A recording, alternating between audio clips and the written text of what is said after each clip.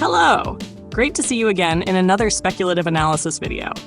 Homo sapiens, or modern humans, appeared on Earth about 300,000 years ago, just 0.007% of the planet's age. And it's truly remarkable that in such a short time, we managed to crawl to the top of the food chain, dominate every known life form, and turn a celestial body 12,742 kilometers in diameter into our home. Throughout our existence, humans have made countless changes to the planet. We level mountains, fill seas, dig canals, reroute rivers, build reservoirs, cut forests, construct homes, develop cities and megacities, pollute soil, water, and air, create countless new species, and bring the evolution of many others to an end. Not only do we reshape the surface, we drill deep into the earth, build underground transportation systems tens to hundreds of meters below ground, and extract resources from depths of several kilometers. In the opposite direction, we release waste into the atmosphere, punch holes in the ozone layer at altitudes of 15 to 40 kilometers, launch satellites into orbit more than 42,000 kilometers above the surface, and even send probes beyond the boundaries of the solar system. All of this shows that human civilization has left an unmistakable mark on Earth, a set of legacies and signatures no other species before us could ever have created. But have you ever wondered how long the traces and evidence of humanity's existence on Earth might last after our species goes extinct? In today's video, Facts 5 Minutes will explore the answer with you. Welcome to the search for the final legacy of human civilization. First, let's talk briefly about humanity's disappearance. There are plenty of ways to wipe humans off the planet. A massive asteroid impact, a full-scale nuclear war, or even an alien virus could theoretically eliminate our species. However, a super asteroid or nuclear war might also conveniently erase most traces of civilization, which defeats the purpose of this discussion. So let's agree that humanity vanishes quickly and miraculously, like Thanos snapping his fingers without bringing anyone back, or like what happens in the series Alice in Borderland. The goal is to leave behind an intact world, just without humans. Well, okay, maybe we'll leave one cameraman behind to capture the most realistic shots for you. The very first moment after nearly 8 billion people evaporate, about 10,000 airplanes flying at an altitude of 10 kilometers instantly become 10,000 winged bombs. However, since most commercial aircraft switch to autopilot shortly after takeoff, they won't crash until they run out of fuel. The good news is, there will be no casualties. On land and at sea, things get just as entertaining. Cars, motorcycles, trains, ships, and submarines without drivers or operators will crash into each other in spectacular fashion. More broadly, most machines and systems that depend on humans will quickly stop working. A few that can operate autonomously will soon malfunction, causing fires and explosions, especially at oil refineries, weapons factories, explosive plants, and chemical facilities. Power plants that use fossil fuels, such as coal or natural gas, will shut down quickly due to fuel shortages. Wind, solar, nuclear, and especially hydroelectric plants could, under ideal conditions, continue operating for weeks to years without human intervention. However, as machinery gradually stops, the global power grid will experience underload, meaning electricity is being generated but not consumed and has nowhere to go. Underload forces most power plants to shut themselves down automatically. Very quickly, nighttime on post-Homo sapiens Earth will be darker than the future of a test you didn't study for. The good news is that most modern nuclear power plants are designed to shut down safely during underload conditions. Even if a serious accident caused the fuel rods in a reactor to melt, thick reinforced steel, concrete, and lead containment structures would prevent steam and radioactive material from escaping into the environment. In other words, stopping Earth from becoming a full-map Chernobyl. Without electricity, all infrastructure and devices that depend on it will suffer badly. Subway tunnels quickly turn into aquariums. Without humans, dogs, cats, pet birds, and other domesticated animals will be forced into harsh survival conditions they were never prepared for. During this process, small, fragile, poorly adaptable species that depend on humans will gradually go extinct.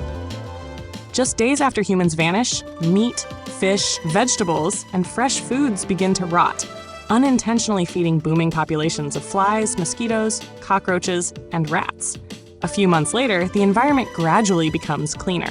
Some wild animals begin descending from the mountains and moving into cities. About 15 months after humans disappear, the International Space Station falls back to Earth. It orbits at an altitude of over 400 kilometers. Although the atmospheric density at that height is extremely low, it still creates enough drag to gradually reduce the station's orbital altitude, a process known as orbital decay. A few years later, rampant plant growth turns cities greener than ever before. Buildings begin to deteriorate due to the lack of maintenance. Several decades after humanity's disappearance, satellites in low Earth orbit below 2,000 kilometers undergo significant orbital decay and begin to fall. Most will burn up completely in the atmosphere. Higher up, satellites in medium Earth orbit, MEO, and geostationary orbit, GEO, at altitudes of up to 42,164 kilometers, can continue circling Earth for thousands or even millions of years, since the air density there is too low to slow them down.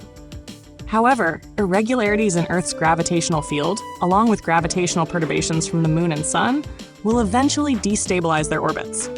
So it might sound like artificial satellites are the most durable legacies of human civilization. But wait, let's head back to Earth. A century after humans vanish, skyscrapers begin to collapse. Cities become almost completely covered in green. However, low-rise buildings that experience less wind and seismic stress may last longer.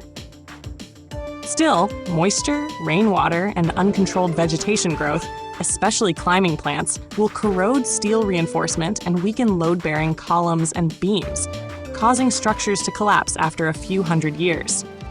In polar regions, deserts, and arid zones, houses and other structures may survive longer. Several thousand years later, the only man-made structures that remain relatively intact are stone constructions, most famously the pyramids. The Great Pyramid of Giza, also known as the Pyramid of Khufu, was built about 4,600 years ago, with an original height of roughly 146.6 meters and a current height of about 138.5 meters. It was the tallest man-made structure in the world for more than 3,800 years, until it was surpassed by the 160-meter Lincoln Cathedral in 1311. The pyramid is composed of around 2.3 million massive stone blocks with a total weight of about 6 million tons, mostly limestone. It's no exaggeration to say that Khufu's pyramid is essentially a mini limestone mountain. Limestone weathers, meaning it erodes due to environmental exposure, at an average rate of about 1.5 millimeters per thousand years. At that rate, it would take roughly 90 million years for Khufu's stone tomb to be completely flattened. Along with the disappearance of the Great Pyramid, most traces of what we call human civilization, from buildings, cities, and megacities, to vehicles, machines, technological products, and even the pollutants humans released into the environment, will, after roughly 1 to several hundred million years, be buried, transformed, and become what Polish geologist Jan Zalasiewicz calls technofossils. In addition, space probes like Voyager 1 and Voyager 2, if they never collide with anything and break apart, could continue drifting through space for billions of years. The footprints left by astronauts on the Moon, if not destroyed by micrometeorites, could also survive for hundreds of millions of years. However, humanity's final legacy is not any of the things we've just analyzed or listed above, nor is it most of what you might think of. Instead, it consists of technological marvels you rarely get the chance to see, or simply cannot see with the naked eye. These are the millions of tunnels, deep boreholes, and mines we have left behind in Earth's crust over the past centuries. Estimates suggest that the total length of all boreholes on Earth is roughly equal to the shortest distance from Earth to Mars, about 54.6 million kilometers, equivalent to nearly 7 meters of drilling for every person alive today.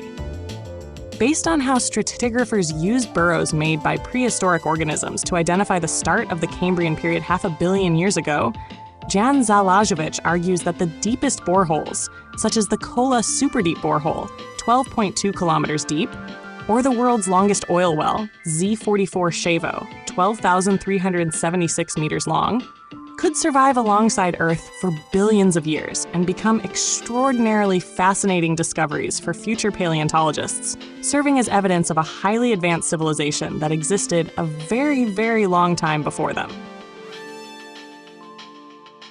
So, what do you think truly is humanity's final legacy? If you enjoyed this video, don't forget to like and share it, and be sure to subscribe and hit the bell so you don't miss any content from F5M. For now, goodbye, and see you next time.